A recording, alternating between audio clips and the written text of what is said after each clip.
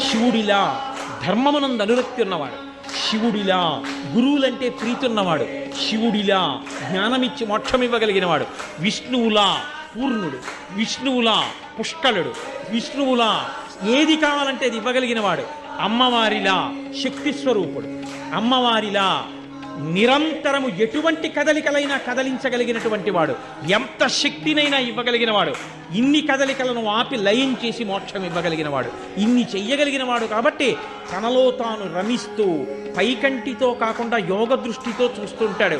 ఎవడు లోపల ఎంత చిత్తశుద్ధితో చేస్తున్నాడు, పైకి ఎంత డాంబికంగా ఉన్నాడు. నేను మీకు ఒక యథార్థం చెప్తున్నాను ఇవాళ. ఒక్కొక్కసారి ఏ దీక్ష లేకుండా అయ్యప్ప స్వామి గుడికి వెళ్ళినటువంటి కొంతమందికి, అసలు జీవితంలో అయ్యప్ప దీక్ష తీసుకొని వాళ్ళు కొంతమంది ఆ గుడికి వెడితే 50 సార్లు దీక్ష తీసుకున్న వాళ్ళకన్నా కూడా అద్భుతమైన